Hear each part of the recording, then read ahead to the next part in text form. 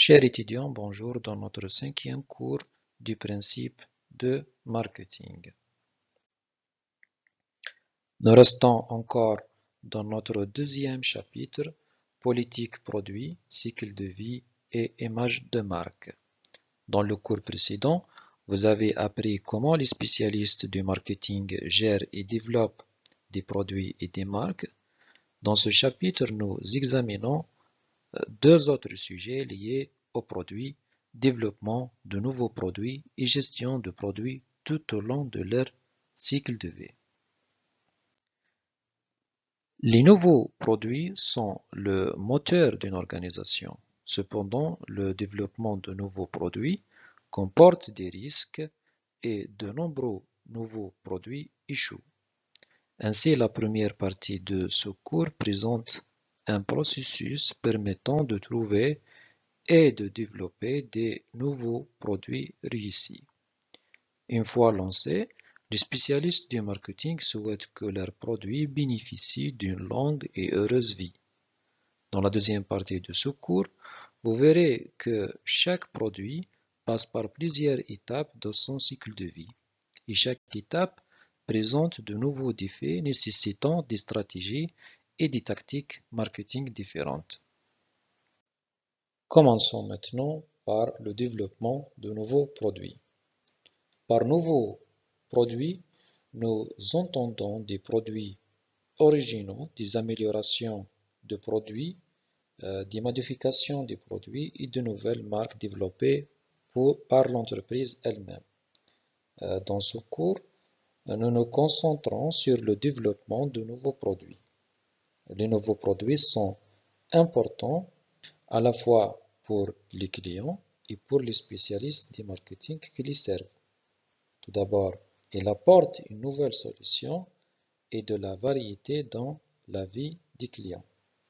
Ils sont aussi une source clé de croissance pour les entreprises. Il existe plusieurs stratégies pour développer de nouveaux produits. La stratégie de développement de nouveaux produits désigne l'approche globale adoptée par une entreprise pour créer et introduire avec succès de nouveaux produits sur le marché. Une entreprise peut obtenir de nouveaux produits de deux manières. La première consiste à acquérir par le biais d'une acquisition, c'est-à-dire en achetant une entreprise entière, un brevet ou une licence pour produire le nouveau ou bien le produit d'une entreprise. Dans ce cas-là, l'entreprise peut acheter une entreprise qui possède déjà des produits innovants et intégrer ces produits dans son portefeuille existant. Cela peut être une option plus rapide et moins risquée pour obtenir de nouveaux produits, car l'entreprise acquiert une technologie et une expertise déjà développées par une autre entreprise. La deuxième méthode, c'est le développement interne. Cette méthode implique que l'entreprise développe ses propres produits en interne. Cela peut inclure des efforts de recherche et développement pour créer de nouveaux produits à partir de zéro ou en améliorant des produits existants. L'entreprise mobilise ses propres ressources et compétences internes pour générer des idées, concevoir, développer et tester de nouveaux produits. Le développement interne permet à l'entreprise de maintenir un contrôle total sur le processus de développement et de protéger sa propriété intellectuelle. Ces deux approches présentent des avantages et des inconvénients. L'acquisition peut être plus rapide pour obtenir des produits sur le marché, mais elle peut être coûteuse et ne garantit pas nécessairement la réussite. Le développement interne permet à l'entreprise de maintenir le contrôle et la propriété intellectuelle, mais il peut prendre plus de temps et nécessite des ressources considérables. Donc la stratégie de développement de nouveaux produits choisie par une entreprise dépendra de ses ressources, son expertise et sa stratégie globale et des opportunités disponibles sur le marché. Maintenant, quel est le processus de développer des nouveaux produits? Donc, pour créer des nouveaux produits réussis, une entreprise doit comprendre ses consommateurs, ses marchés et ses concurrents et développer des produits qui offrent une valeur supérieure aux clients. Plutôt que de laisser les nouveaux produits au hasard, une entreprise doit effectuer une planification solide des nouveaux produits et mettre en place un processus systématique de développement de nouveaux produits axé sur le client pour trouver et développer de nouveaux produits. Maintenant, pour gérer le processus de développement d'un nouveau produit, la plupart des entreprises le formalisent en une série d'étapes telles que illustrées dans ce schéma. La première étape, recherche des idées, puis le filtrage, troisième étape, le développement et test des concepts, quatrième étape, élaboration de la stratégie marketing, cinquième étape, l'analyse économique, et puis élaboration des produits. Septièmement, c'est le marché, ou bien tester le marché. Et dernièrement, le lancement du produit. Ici, chaque étape aboutit à des analyses et des livrables qui permettent de répondre à une question donnée.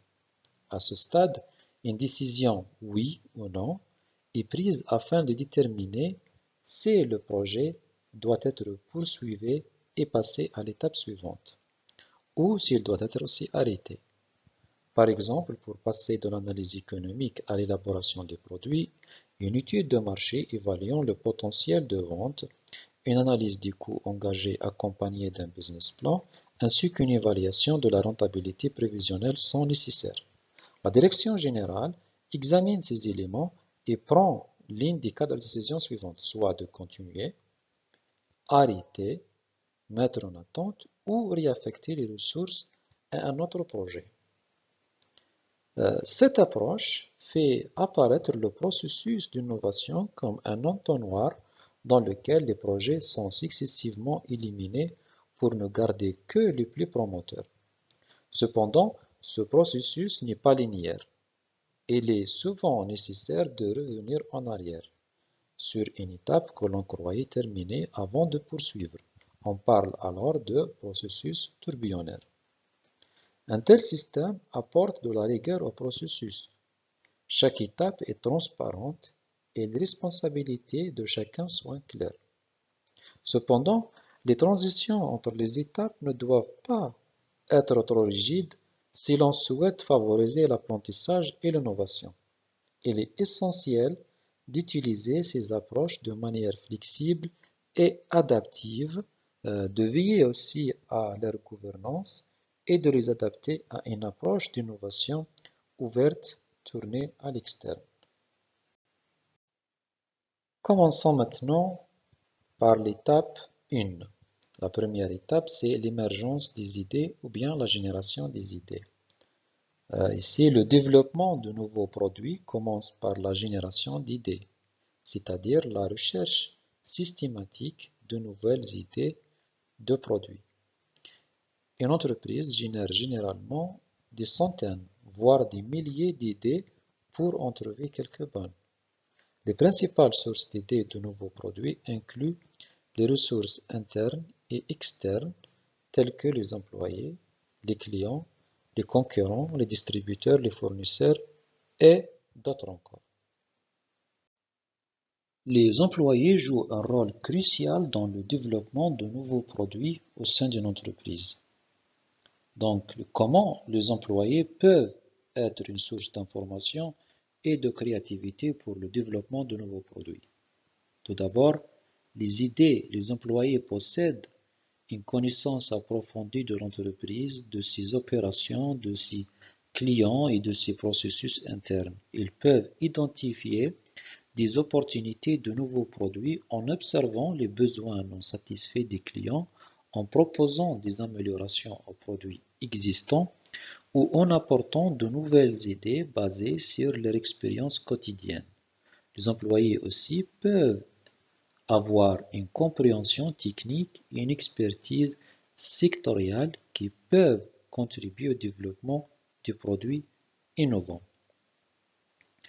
Aussi, les employés peuvent être impliqués activement dans les différentes phases de développement de nouveaux produits. Leur expertise peut être sollicitée lors de la conception du produit, des tests de faisabilité, de la conception de prototypes et de l'évaluation des performances.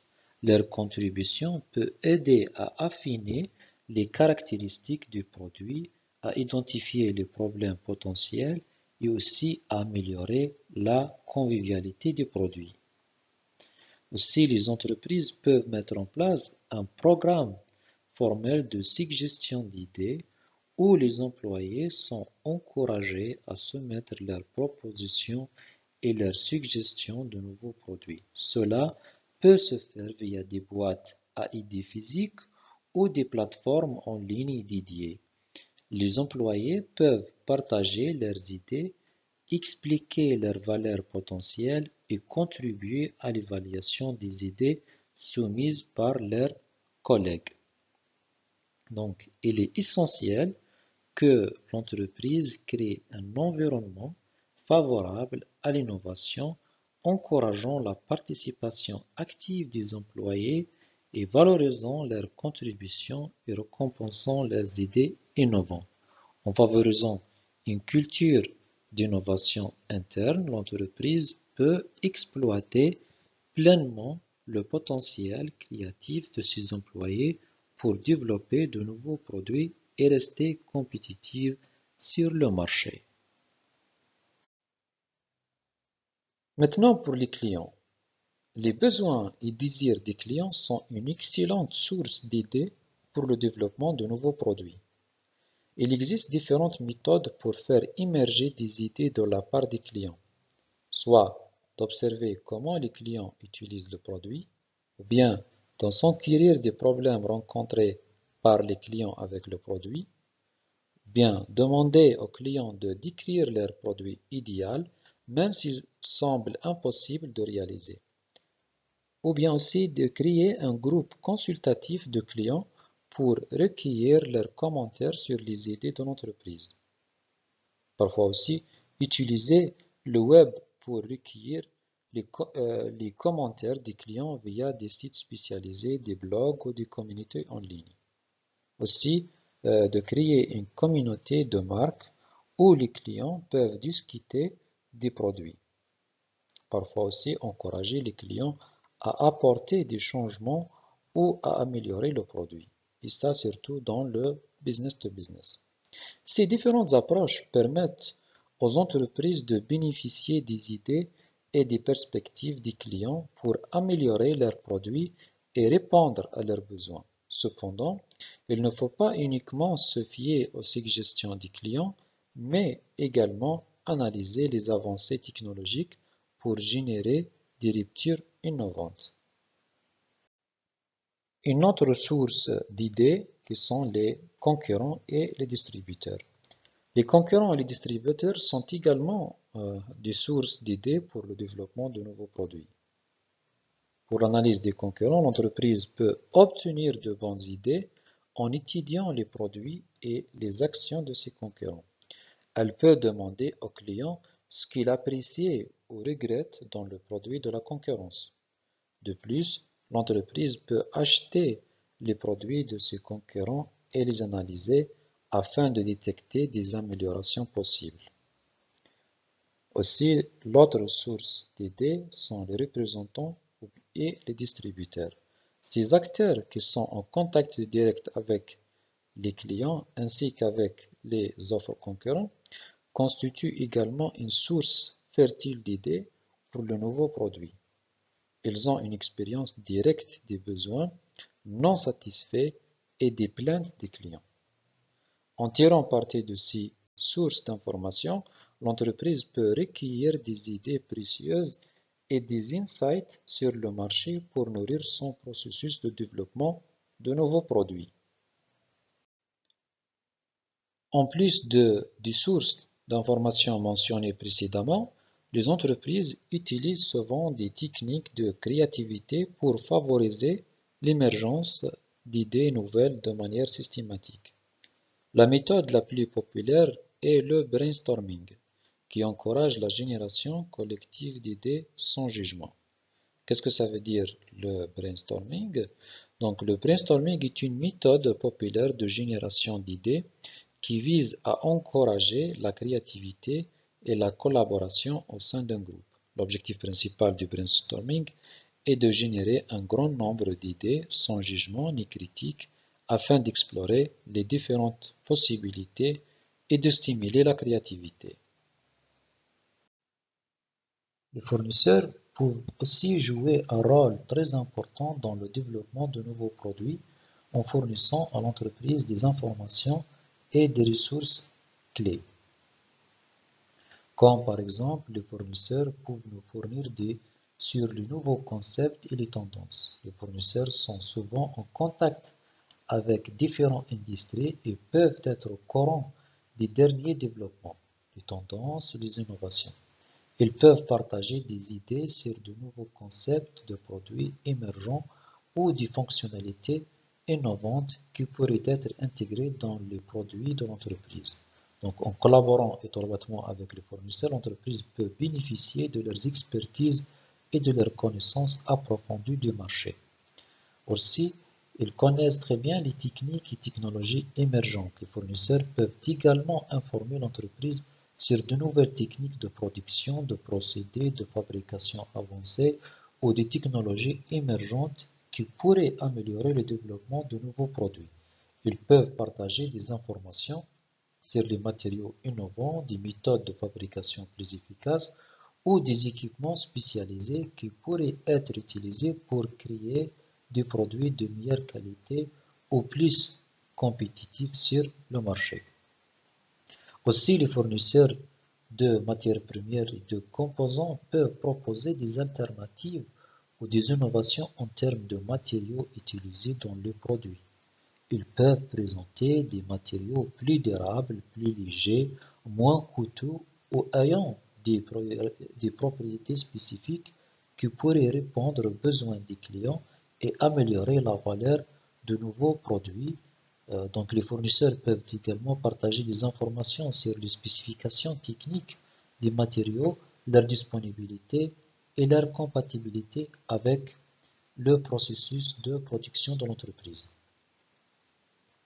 Aussi, en établissant des relations étroites avec les fournisseurs, l'entreprise peut explorer des opportunités de collaboration et de développement conjoint de nouveaux produits. Les fournisseurs peuvent être impliqués dès les premières étapes de conception et de développement, en apportant leurs expertises et leur expérience pour optimiser la fonctionnalité, la qualité et la rentabilité des produits.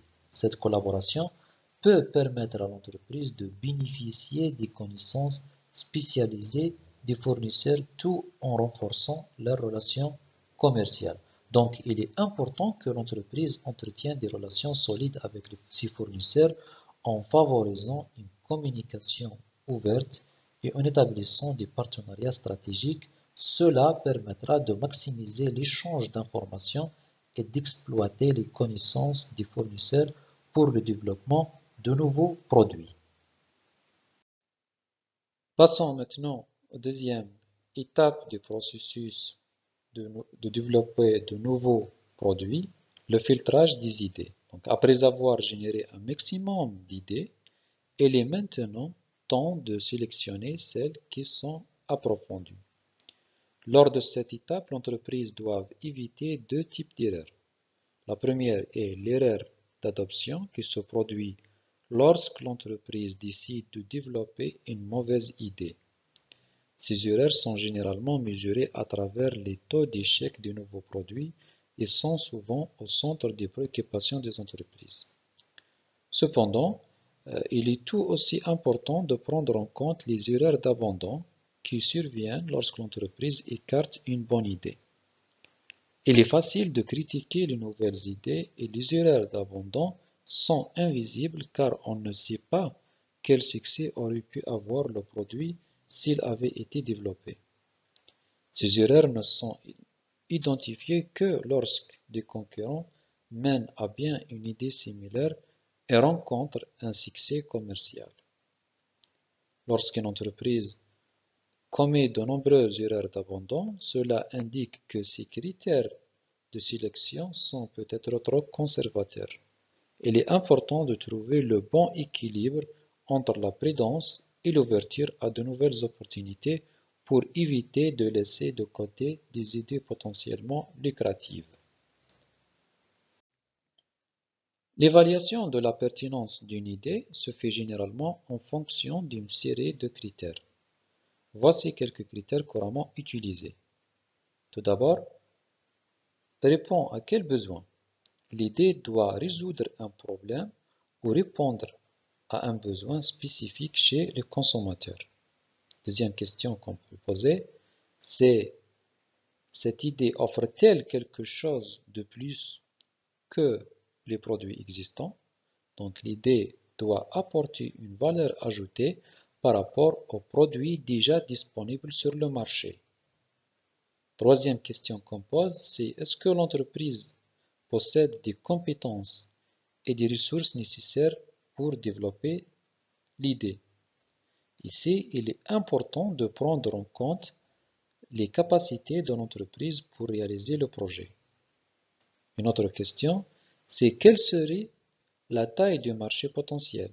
Donc, il est essentiel d'évaluer le potentiel de demande pour l'idée sur le marché.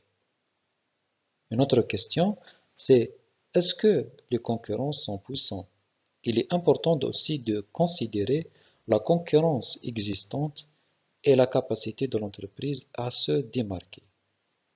Ici, à ce stade, les idées sont encore au stade préliminaire et une évaluation sommaire est effectuée, comprenant une identification simplifiée des produits potentiels, de sa cible, de ses concurrents, ainsi qu'une estimation approximative de la taille du marché, du prix, du délai de lancement, du coût de production et du niveau de rentabilité.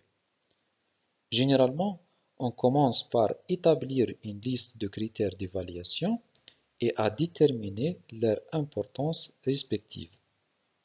Ensuite, en notant chaque idée sur chaque critère, on établit une note pondérée permettant de comparer les idées entre elles. Un tableau ou un instrument similaire peut être utilisé pour faciliter ce processus d'évaluation comparative. Cela permet à l'entreprise de prendre des décisions éclairées et d'orienter ses ressources vers les idées les plus promoteuses. Passons maintenant à la troisième étape, le concept. Les idées sélectionnées doivent être traduites en concept de produit. Qu'est-ce que ça veut dire un concept? Un concept est une description de l'idée selon le marketing en répondant aux questions suivantes. Qui, quand, pourquoi et comment utilisera-t-on le produit? Le pourquoi permet de réfléchir en termes de bénéfices clients. Le quand et le comment incitent à penser l'innovation en termes d'usage, d'expérience et de situation de consommation. Là, on doit faire la distinction entre différents mots-clés. Ces mots-clés, c'est l'idée du produit, le concept du produit et l'image du produit. Une idée de produit est une idée pour un produit possible que l'entreprise envisage d'offrir sur le marché. Donc, c'est une vision générale de ce que le produit pourrait être offrir. Un concept de produit est une version détaillée de l'idée exprimée en termes significatifs sur le consommateur. Ici, il précise les caractéristiques, les fonctionnalités et les avantages des produits d'une manière qui résonne avec les attentes et les besoins des consommateurs. Il se concentre sur la proposition de valeur du produit et comment il répond aux besoins des marchés cibles. L'image de produit, quant à elle, correspond à la façon dont les consommateurs perçoivent réellement ou potentiellement un produit. C'est la somme des associations, des émotions et de croyances que les consommateurs ont à l'égard du produit. Elle peut être influencée par la communication de l'entreprise, l'expérience de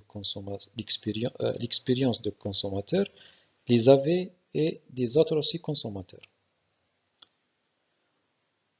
Donc, une idée de produit attrayante doit être développé en un concept de produit détaillé qui présente les caractéristiques et les avantages du produit de manière significative pour les consommateurs.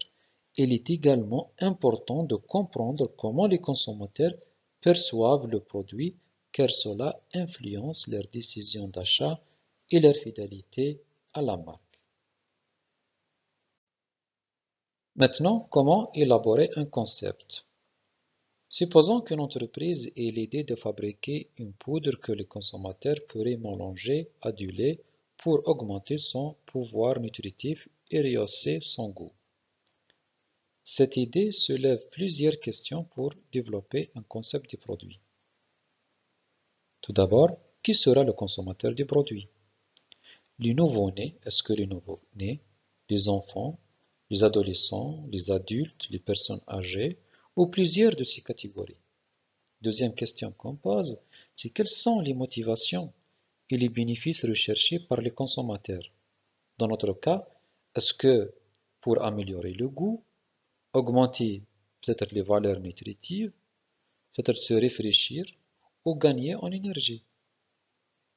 La troisième aussi question qu'on pose, c'est quand et comment sera consommée cette boisson? Au petit déjeuner, est-ce que dans la matinée, au déjeuner ou bien au goûter, est-ce que au dîner ou bien tard le soir? Sera-t-elle consommée individuellement aussi ou en groupe? Est-ce que c'est à domicile ou en déplacement? En répondant à ces questions, on peut identifier plusieurs concepts de produits très différents tels que une boisson instantanée véritablement nourrissante destinée aux adultes recherchant une solution rapide pour se nourrir au petit déjeuner, ou bien aussi un rafraîchissement pour les enfants à consommer au goûter, aussi peut-être un complément alimentaire pour les personnes âgées à prendre le soir avant de se coucher. Donc chacun de ces concepts définit une catégorie de produits spécifiques. Par exemple, une boisson nourrissante pour le petit déjeuner entrerait en concurrence avec les céréales, les biscuits du petit déjeuner, les tartines, les fruits, etc. Une boisson aussi rafraîchissante pour le goûter serait en concurrence avec les sodas et les jus de fruits. C'est le concept qui définit la concurrence et le positionnement du nouveau produit sur le marché. Pour analyser les premiers concepts, il serait nécessaire d'étudier comment le produit envisagé serait perçu par rapport à ses concurrents. Cela peut être réalisé en construisant une cartographie des perceptions des consommateurs par rapport aux produits de la catégorie. Une telle cartographie permettrait d'identifier les concurrents directs du projet ainsi que les opportunités correspondant aux besoins non satisfaits. Maintenant, comment tester le concept? Le test consiste à présenter le concept à la cible des consommateurs pour analyser les réactions. Les objectifs peuvent varier tels que approfondir le concept, évaluer un concept abouti ou établir une première prévision du marché potentiel. Selon les objectifs, des méthodes différentes peuvent être privilégiées. Les concepts peuvent être représentés sous forme verbale ou visuelle, tels que les dessins, les maquettes ou des représentations numériques. Les consommateurs ensuite interrogés en fonction des questions suivantes. Le produit est-il facile à comprendre? Est-il différent des produits existants? Ses avantages sont-ils crédibles? Est-ce que le produit résout un problème? Et les prix proposés est-il acceptable? Ou à quel prix pensez-vous que le produit devrait être vendu? D'autres questions comme quelles caractéristiques que les clients imaginent pour un tel produit? Quels sont les principaux freins et motivations à l'achat et à l'utilisation du produit? Qui consommerait ce produit et dans quelles circonstances? Quels problèmes d'utilisation envisageait le client ou bien envisage le client? Et dernièrement, ce produit semble-t-il intéressant que le produit habituellement utilisé? Quatrième étape, l'élaboration de la stratégie marketing. Une fois que le concept a été validé, le responsable de projet doit définir la stratégie marketing la plus appropriée qui sera affinée et précisée tout au long des étapes suivantes du processus. Cette étape comprend trois composantes principales. Tout d'abord, la définition de la cible et du positionnement. La première composante consiste donc à spécifier la cible du marché. On a vu ça dans les cours précédents. Et ça en déterminant le profil et la taille du segment des clients visés.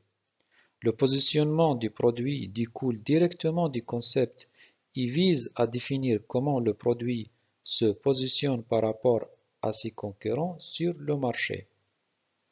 Les objectifs de vente en volume, chiffre d'affaires, part de marché, rentabilité pour les 2 ou 3 premières années sont également déterminés. Deuxième composante, c'est l'élaboration du marketing mix et du budget marketing de la première année. Donc cette composante consiste à préciser les différentes variables du marketing mixte, également connues sous le nom de 4P. Les produits, prix, distribution, communication. Il s'agit de définir les caractéristiques du produit, son prix, les canaux de distribution, et à utiliser des actions de communication nécessaires pour atteindre les objectifs de vente. En parallèle, un budget marketing est élaboré pour la première année afin de déterminer les ressources financières allouées aux différentes activités marketing. La troisième composante, c'est la prévision de l'évolution des objectifs, du budget et de la stratégie marketing à long terme. Donc, cette prévision permet d'anticiper les ajustements nécessaires en fonction des résultats obtenus et des changements dans le marché. Il est important d'adapter la stratégie marketing en fonction des évolutions du marché, des besoins des clients et des performances de l'entreprise. La cinquième étape, l'analyse économique. Une fois que la direction a pris sa décision concernant le concept du produit et la stratégie marketing, elle peut évaluer l'attrait commercial de la proposition.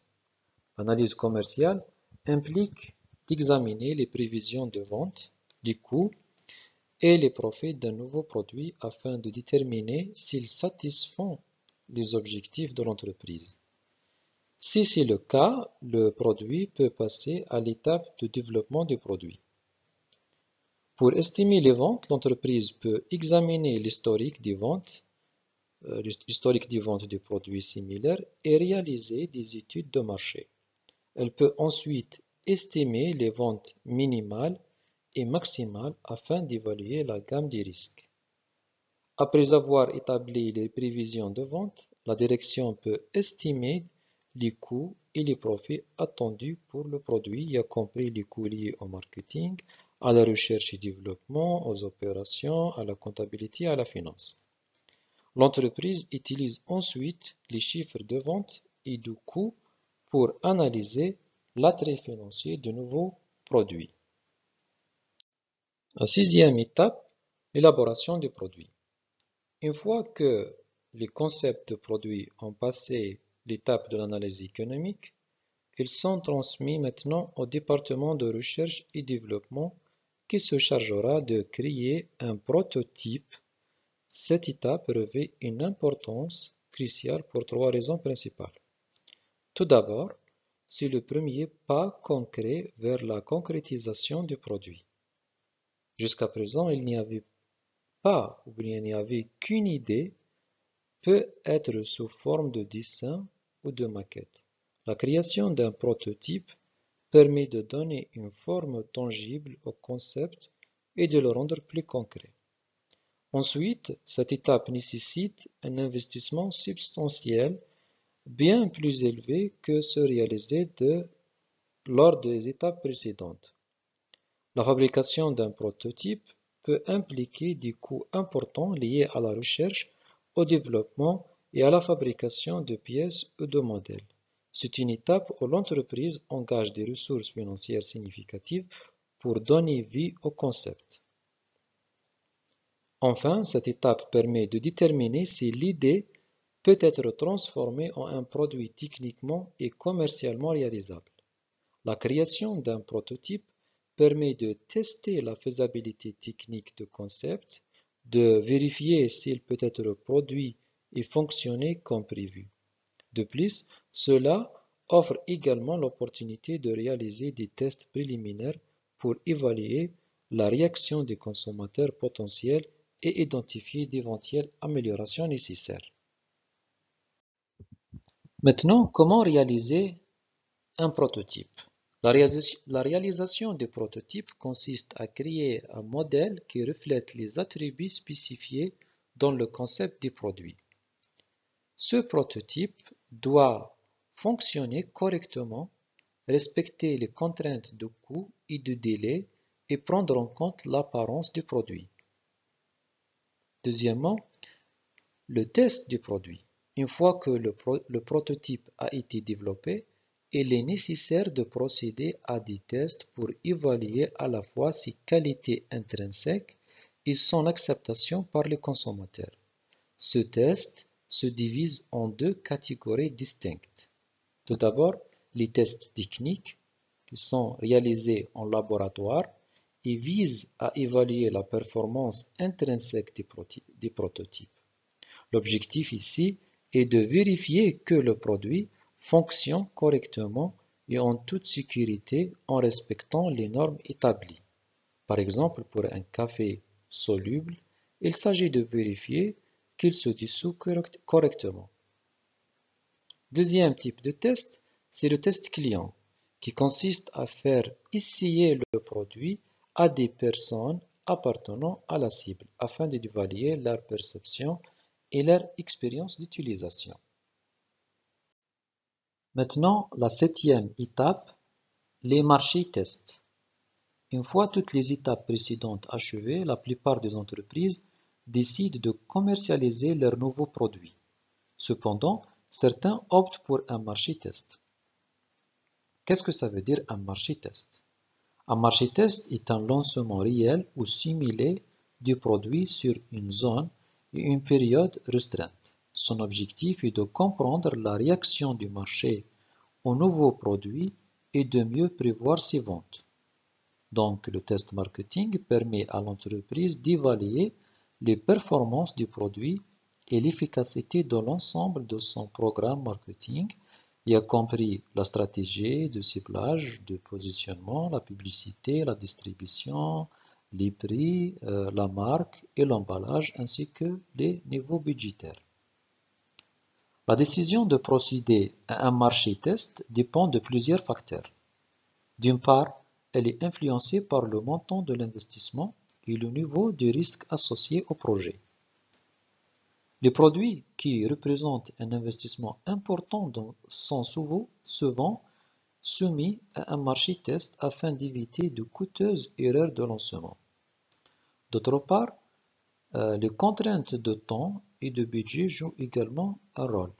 Si l'entreprise a déjà réalisé plusieurs lancements réussis dans la même catégorie de produits ou si le produit n'est pas stratégique pour elle, un marché test peut être jugé superflu. De même, si l'entreprise n'a pas d'avantage concurrentiel significatif ou si la saison propice approche, un marché test peut retarder le lancement. Les entreprises peuvent utiliser des tests de marché contrôlés ou des tests de marché simulés. Les tests de marché contrôlés consistent à tester de nouveaux produits et des tactiques spécifiques auprès de panels de consommateurs, un échantillon de consommateurs, et de magasins sélectionnés. En combinant les données d'achat des consommateurs avec des informations démographiques et de visualisation des médias, l'entreprise peut évaluer l'impact des efforts marketing en magasin et à domicile. Les tests de marché simulés, quant à eux, mesurent les réponses des consommateurs aux nouveaux produits et aux stratégies marketing dans des magasins de laboratoire ou des environnements de shopping en ligne simulés.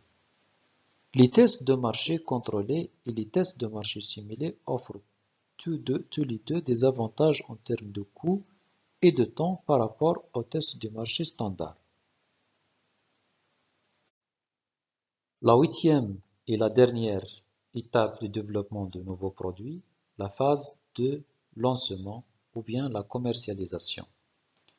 Le test marketing fournit à la direction les informations nécessaires pour prendre une décision finale concernant le lancement de nouveaux produits.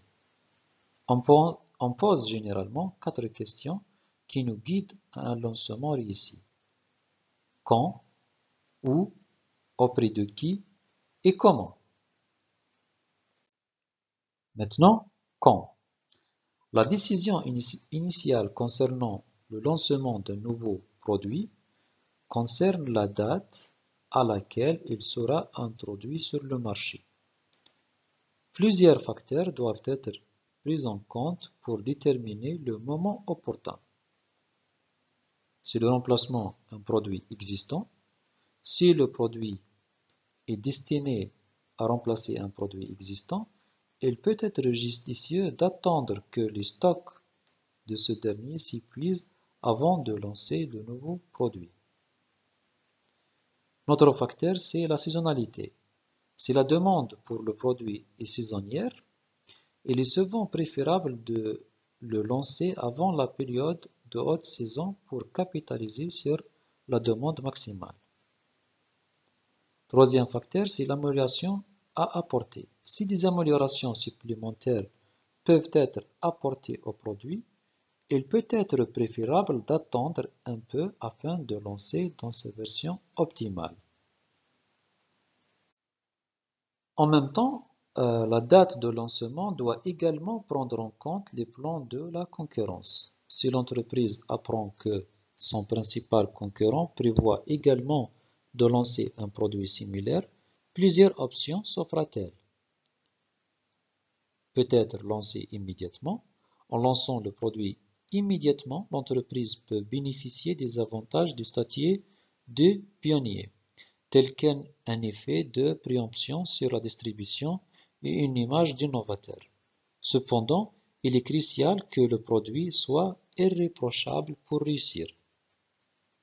Deuxièmement, de lancer simultanément. Pour les innovations majeures, un lancement simultané de deux produits concurrents peut renforcer la crédibilité de l'innovation tout en attirant l'attention du marché. Ou bien l'autre option, c'est lancer ultérieurement. Donc en laissant l'initiative à son concurrent, l'entreprise peut observer sa stratégie de lancement, éduquer le marché et ajuster sa propre production en fonction du volume de vente connu. Cependant, cela comporte le risque de laisser passer une opportunité qui ne se reproduira peut-être jamais. Il est également possible d'annoncer le produit avant son lancement effectif en utilisant une stratégie de préannonce. Cette approche permet de préempter le marché, de préparer les clients et de perturber les concurrents en créant de l'anticipation et du buzz autour du produit. La décision finale dépendra de la situation spécifique de l'entreprise, de la nature du produit, des objectifs de lancement et de la dynamique concurrentielle du marché. L'autre question à poser lors du lancement du produit, c'est la question où. Donc, lors du lancement d'un produit, il est nécessaire de décider à quelle échelle géographique il sera introduit. La taille de l'entreprise et ses ressources financières jouent un rôle essentiel dans cette décision. Les petites et moyennes entreprises commencent souvent par cibler une région spécifique avant d'étendre leur activité. En revanche, les grandes entreprises effectuent des lancements à l'échelle nationale ou continentale, puis étendent progressivement leur présence internationale en adaptant éventuellement le produit aux différents marchés. La mise en œuvre de lancements internationaux présente de nombreux défis, ce qui fait que souvent un lancement séquentiel, étape par étape, est préféré. Le choix de la zone de départ est basé sur plusieurs critères tels que la taille du marché potentiel, l'image de marque locale, le coût de distribution, la concurrence et l'interconnexion des marchés. Cependant, avec l'avènement d'Internet, les frontières géographiques ont été quelque peu effacées et de nombreux sites web ont une portée internationale, ce qui permet d'atteindre une audience mondiale.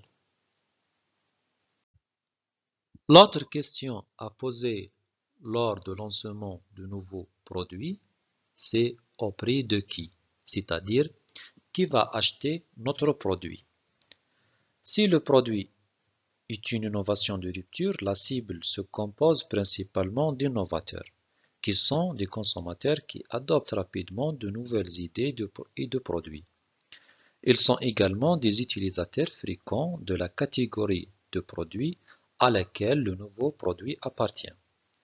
De plus, la cible peut inclure des leaders d'opinion, des individus influents qui ont un impact sur les décisions d'achat des autres consommateurs. La présence de ces trois caractéristiques au sein de la cible favorise une adoption rapide de l'innovation et accélère sa diffusion sur le marché. Les innovateurs sont ouverts au changement et prêts à essayer de nouveaux produits, ce qui stimule la demande initiale. Leur utilisation fréquente de la catégorie de produits crée également une opportunité pour une adoption rapide. De plus, l'influence des leaders d'opinion peut accélérer la diffusion de l'innovation et encourageant les autres consommateurs à l'essayer. Cependant, il est important de noter que la cible peut varier en fonction du type de produit, de son degré de nouveauté et des objectifs de l'entreprise. Il est essentiel de comprendre les caractéristiques et les besoins spécifiques de la cible afin de développer une stratégie marketing efficace pour promouvoir l'innovation et maximiser son adoption sur le marché. La dernière question qu'on pose lors du lancement de nouveaux produits est la question de comment.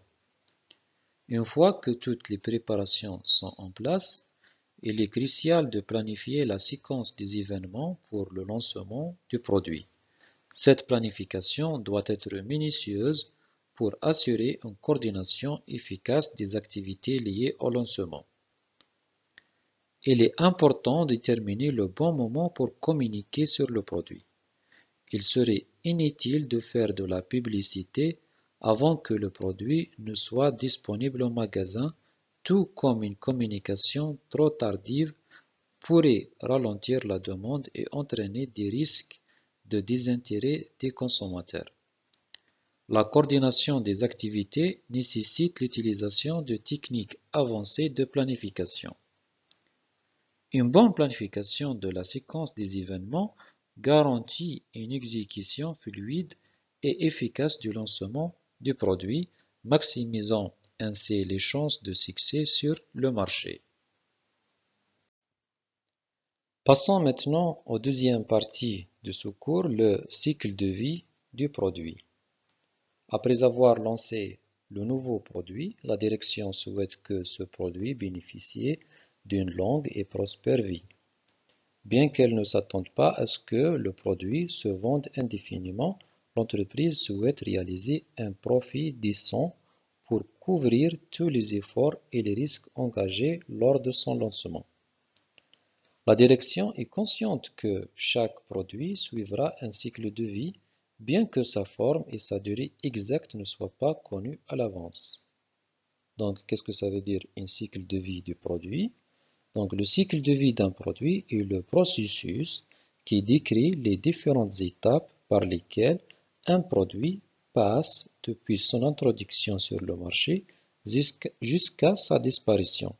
Il comprend généralement 4 phases distinctes: l'introduction, la croissance, la maturité et le déclin. La figure que vous voyez montre un cycle de vie typique d'un produit représentant l'évolution des ventes d'un produit au fil du temps. Le cycle de vie d'un produit comporte généralement 4 étapes distinctes. L'introduction est une période de croissance des ventes lente car le produit est introduit sur le marché. Les profits sont inexistants à cette étape en raison des lourdes dépenses liées à l'introduction du produit.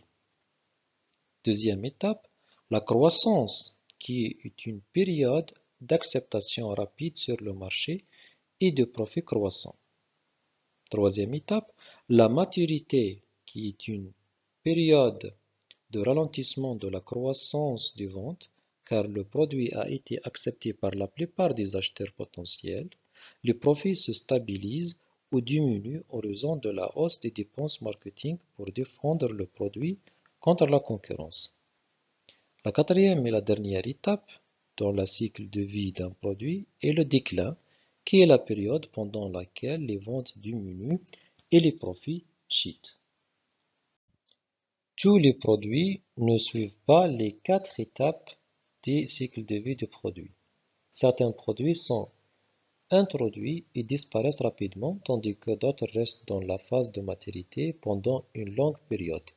Certains entrent dans la phase de déclin, puis reviennent à la phase de croissance grâce à une promotion intensive ou un repositionnement. Il semble qu'une marque bien gérée puisse vivre éternellement comme Coca-Cola.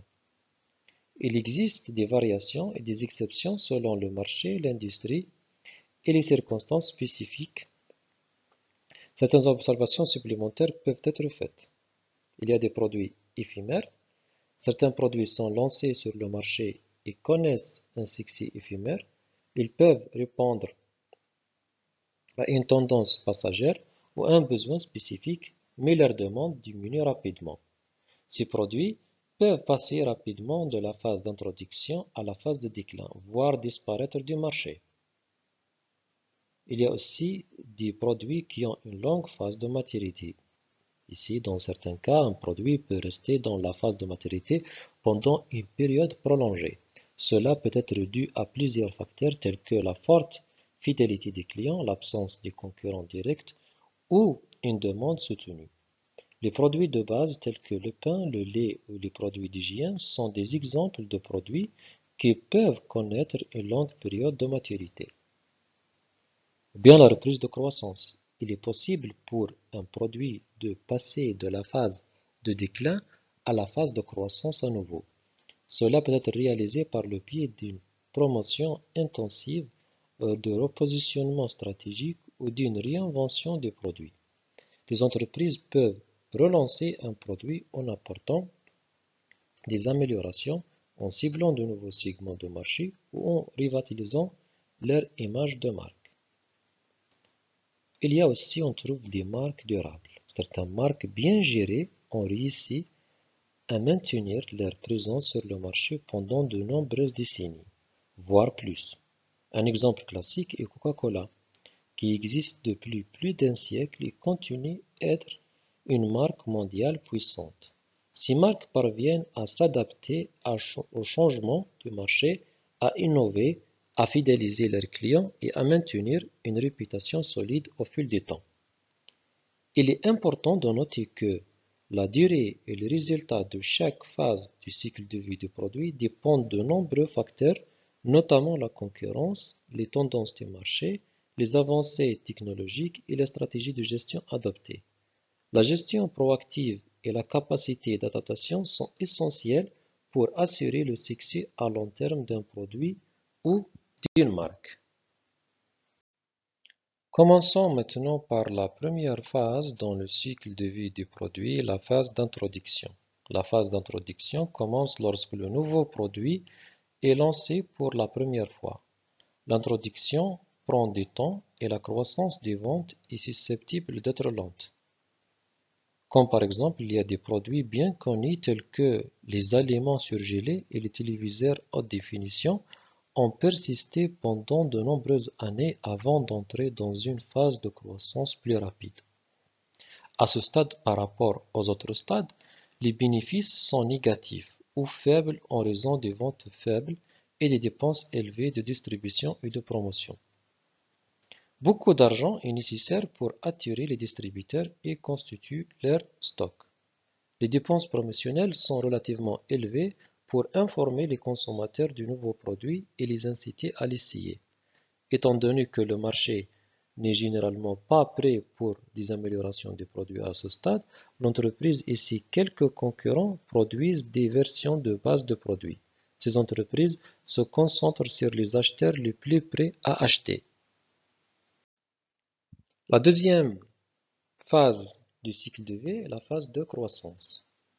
Si le nouveau produit satisfait le marché, il entrera dans une phase de croissance au cours de laquelle les ventes commenceront à augmenter rapidement. Les premiers adoptants continueront d'acheter et les acheteurs ultérieurs commenceront à suivre leur exemple, surtout s'ils entendent des commentaires favorables. Attirés par des opportunités de profit, de nouveaux concurrents entreront sur le marché. Ils introduiront de nouvelles caractéristiques de produits et le marché s'étendra. L'augmentation des concurrents entraîne une augmentation du nombre de points de vente et les ventes augmentent simplement pour constituer les stocks des revendeurs. Les prix restent stables et diminuent légèrement. Les entreprises maintiennent leurs dépenses de promotion au même niveau ou légèrement plus élevé. L'éducation du marché reste un objectif, mais maintenant l'entreprise doit également faire face à la concurrence. Les bénéfices augmentent au cours de la phase de croissance car les coûts de promotion sont répartis sur un volume important et les coûts unitaires de fabrication diminuent. L'entreprise utilise plusieurs stratégies pour maintenir une croissance rapide du marché le plus longtemps possible. Elle améliore la qualité des produits, ajoute de nouvelles caractéristiques et modèles de produits. Elle pénètre de nouveaux segments du marché et de nouveaux canaux de distribution. Elle déplace une partie de la publicité, de la sensibilisation du produit à la conviction et à l'achat des produits et elle baisse les prix au bon moment pour attirer davantage d'acheteurs. Donc, à ce stade, le stade de croissance, l'entreprise est confrontée à un compromis entre une part de marché élevée et un profit immédiatement élevé. En dépensant beaucoup d'argent pour l'amélioration du produit, la promotion et la distribution, l'entreprise peut occuper une position dominante. Cependant, elle renonce à un bénéfice immédiat maximum qu'elle espère récupérer à la prochaine étape. Passons maintenant au troisième stade, le stade de maturité. À un certain moment, la croissance des ventes d'un produit ralentira et elle entrera dans la phase de maturité. Cette phase de maturité dure généralement plus longtemps que les phases précédentes et pose de forts défis à la gestion marketing. La plupart des produits se trouvent dans la phase de maturité et donc la gestion marketing se concentre principalement sur le produit mature. Le ralentissement de la croissance des ventes entraîne la présence de nombreux producteurs avec de nombreux produits à vendre. Cela conduit à une concurrence accrue. Les concurrents commencent à baisser les prix, à augmenter leurs dépenses publicitaires et promotionnelles et à augmenter leur budget de développement de produits pour trouver de meilleures versions aux produits. Ces mesures entraînent une baisse de profit. Certains concurrents les plus faibles abandonnent et finalement l'industrie ne contient que des concurrents bien établis. Bien que de nombreux produits en phase de maturité semblent rester inchangés pendant de longues périodes, La plupart des produits réussis évoluent en réalité pour répondre aux besoins changeants des consommateurs. Les responsables de produits doivent faire plus que simplement se laisser porter par leurs produits matures ou les défendre. Une bonne stratégie offensive est la meilleure défense. Ils doivent envisager de modifier le marché, l'offre de produits et le mix marketing. L'entreprise peut également chercher des moyens d'augmenter l'utilisation chez les clients actuels. L'entreprise peut également envisager de modifier le produit en changeant des caractéristiques telles que la qualité, les fonctionnalités, le style, l'emballage ou les plateformes technologiques pour fidéliser les utilisateurs actuels ou attirer de nouveaux utilisateurs. Enfin, l'entreprise peut essayer de modifier le pré-marketing ou bien plutôt le mix marketing en améliorant les ventes en modifiant un ou plusieurs éléments du mix marketing. L'entreprise peut proposer de nouveaux services ou améliorer les services existants pour les acheteurs. Elle peut réduire les prix pour attirer de nouveaux utilisateurs et les clients pour des concurrents. Elle peut lancer une campagne publicitaire meilleure et utiliser des promotions agressives, accords commerciaux, les rabais, les primes et les concours. En plus des prix et de la promotion, l'entreprise peut aussi se diversifier vers de nouveaux canaux de marketing pour servir de nouveaux utilisateurs. La dernière phase du cycle de vie du produit est la phase de déclin. Les ventes de la plupart des formes de produits et marques finissent par baisser. Le déclin peut être lent, comme dans le cas des timbres et des céréales d'avoine, ou rapide comme le cas des cassettes. Les ventes peuvent chuter à zéro, ou elles peuvent diminuer jusqu'à un niveau bas où elles se maintiennent pendant de nombreuses années. C'est le stade de déclin. Les ventes déclinent pour de nombreuses raisons, notamment les avancées technologiques, les changements de goût du consommateur et l'augmentation de la concurrence. À mesure que les ventes et les profits diminuent, certaines entreprises se retirent du marché. Celles qui restent peuvent réduire leur offre de produits. De plus, elles peuvent abandonner de plus petits segments de marché et des canaux de distribution marginaux où elles peuvent réduire le budget de promotion et baisser davantage leurs prix. Le maintien d'un produit faible peut être très coûteux pour une entreprise et pas seulement en termes de profit. Il existe de nombreux cas cachés. Un produit faible peut prendre trop de temps de gestion. Il nécessite souvent des ajustements fréquents des prix et des stocks. Il nécessite une attention publicitaire et de la force de vente qui pourrait être mieux utilisée pour rendre les produits sains plus rentables. La mauvaise réputation d'un produit peut susciter des inquiétudes chez les clients concernant l'entreprise et ses produits. Le coût le plus important peut se situer dans le futur. Le maintien de produits faibles retarde la recherche de remplacement, crée un mix de produits déséquilibrés, nuit aussi aux bénéfices actuels et affaiblit la position de l'entreprise dans le futur. Pour ces raisons, les entreprises doivent identifier les produits en phase de déclin et décider de les maintenir, de les exploiter et de les abandonner.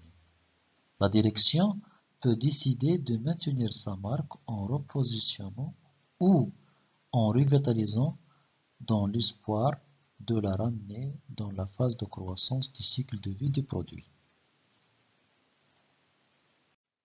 Et maintenant, nous sommes arrivés à la fin de ce cours et avant de le clôturer, on fait quelques rappels de ce qu'on a vu aujourd'hui. Tout d'abord, les entreprises trouvent et développent de nouvelles idées de produits à partir de diverses sources. Ces sources sont des sources internes et externes. De nombreuses idées de produits ou bien de nouveaux produits proviennent de sources internes. Les entreprises mènent des activités de recherche et développement formelles où elles sollicitent leurs employés pour qu'ils réfléchissent et développent de nouvelles idées de produits. D'autres idées proviennent de sources externes. Les entreprises suivent les offres des concurrents et obtiennent des idées auprès des distributeurs et des fournisseurs qui sont proches du marché et peuvent transmettre des informations sur les problèmes des consommateurs et les possibilités de nouveaux produits. Les clients eux-mêmes sont peut-être les sources les plus importantes d'idées de nouveaux produits. Les entreprises observent les clients, les invitent à soumettre leurs idées et suggestions, voire impliquent les clients dans le processus de développement de nouveaux produits. Le processus de développement de nouveaux produits comprend 8 étapes séquentielles. Le processus commence par la génération d'idées, ensuite vient l'étape de la sélection des idées, qui réduit le nombre d'idées en fonction des critères de l'entreprise. Les idées qui passent cette étape continuent par le développement du concept du produit, dans lequel une version détaillée de l'idée du produit est formulée en termes significatifs pour les consommateurs. Cette étape comprend des tests de concept au cours desquels les concepts de nouveaux produits sont testés auprès d'un groupe de consommateurs cibles pour déterminer s'ils suscitent un fort intérêt des consommateurs. Les concepts solides passent ensuite à l'élaboration de la stratégie marketing, au cours de laquelle une stratégie marketing initiale pour le nouveau produit est développée à partir du concept des produits. Dans l'étape de l'analyse commerciale, une revue des projections de vente, de coûts et de profit pour un nouveau produit est réalisée pour déterminer si le nouveau produit est susceptible de répondre aux objectifs de l'entreprise. Avec des résultats positifs à cette étape, les idées deviennent plus concrètes grâce au développement du produit et au test marketing, puis elles sont finalement lancées lors de la commercialisation.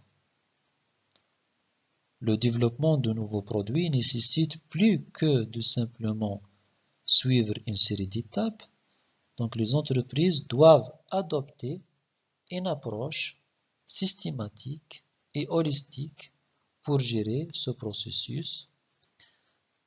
Un développement réussi de nouveaux produits nécessite un effort centré sur le client, basé sur le travail d'équipe et systématique. Chaque produit a un cycle de vie marqué par un ensemble changeant de problèmes et d'opportunités. Les ventes d'un produit typique suivent une courbe sous forme de S composée de 4 étapes. Le cycle commence par l'étape de développement des produits, au cours de laquelle l'entreprise trouve et développe une idée de produit. Donc l'étape introduction se caractérise par une croissance lente et des bénéfices faibles alors que le produit est distribué sur le marché. Si le succès est au rendez-vous, le produit entre dans une phase de croissance qui offre une croissance rapide des ventes et des bénéfices croissants. Vient ensuite une phase de maturité au cours de laquelle la croissance des ventes du produit ralentit et les bénéfices se stabilisent. Enfin, le produit entre dans une phase de déclin au cours de laquelle les ventes et les bénéfices diminuent. La tâche de l'entreprise pendant cette phase est de reconnaître le déclin et décider si elle doit maintenir, exploiter ou abandonner le produit. Les différentes étapes du cycle de vie du produit nécessitent des stratégies et des tactiques marketing différentes. Et nous avons maintenant terminé notre cours. Donc, durant le prochain cours, on va aborder le deuxième pilier du marketing mix, qui est la politique prix. Et on va voir quelles sont les décisions, quelles sont les politiques, quelles sont les stratégies à adopter pour déterminer les prix des produits. Donc, je vous remercie pour votre attention et je vous souhaite une bonne soirée. Merci.